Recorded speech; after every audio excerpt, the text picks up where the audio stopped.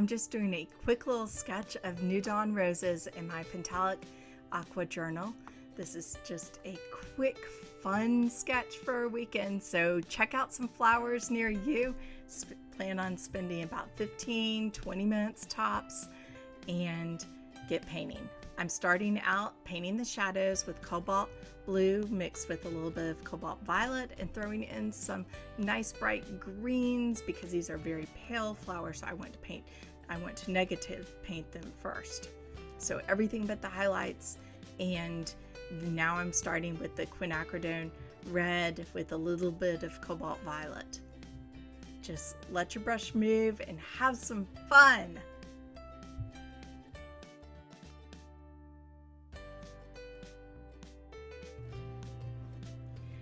There's some nickel Azo Yellow because the center of the rose just glows. It's absolutely gorgeous.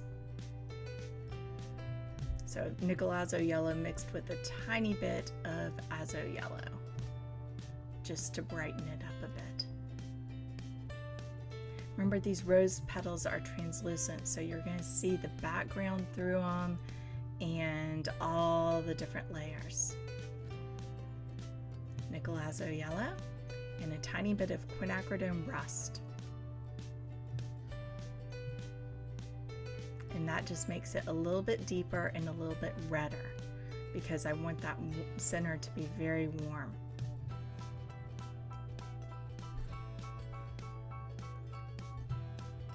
Some Quinacridone Red, and just going around and doing the layers of petals.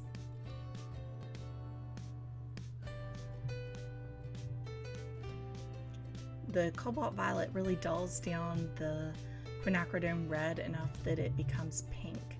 And I have not found a good single pigment pink that I really like yet. So let me know your favorites. I've tried Opera and I think Quin Rose, and they weren't quite right, so I'm still looking. But you know, that just means I get more paint in my paint bucket. I literally do have a paint bucket that I bring around with me to when I'm sketching or just about any time. Just a little container. Okay, so I've switched to the smaller brush and I'm painting the little stamens in. And those are very delicate, but you know, this is just a little sketch. I'm just having fun. So it doesn't need to be too perfect. I have been sketching roses all week. I love New Dawn roses. I got this plant when I was a little girl. I got a beautiful New Dawn rose plant from my grandmother, and I planted it in my mother's yard. And 2 or 3 years ago, she brought me a big bunch of flowers when it was in full bloom. So I said yes, and I rooted the roses. So I feel like I now have my grandmother's plant that she gave me when I was a little girl. So every time I see the huge masses of roses, because New Dawn just it blooms like an old-fashioned rose where it's tons of it and then it's a steady little trickle of roses for the rest of the season. So I keep them on my bedside table and I feel like they're my grandmother's. It's really nice.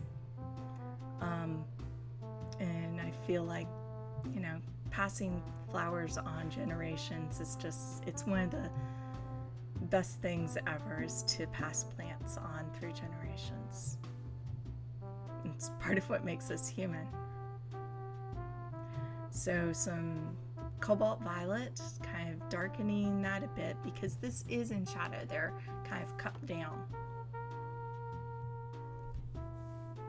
So you want a lot of shadows, just making the center of the rose very, very deep. You want a lot of depth in your flowers, but don't forget to keep the layers pretty light, multiple layers, and you can use these techniques with painting any flowers. So check out your garden or a local park or a flower store if it's the wrong time of year for flowers to be blooming around you, and enjoy painting some gorgeous flowers. It's one of the best things to sketch and practice painting. If you have any questions, please visit my website, paintingwatercolor.com. I hope this inspires you to go paint some beautiful flowers this week.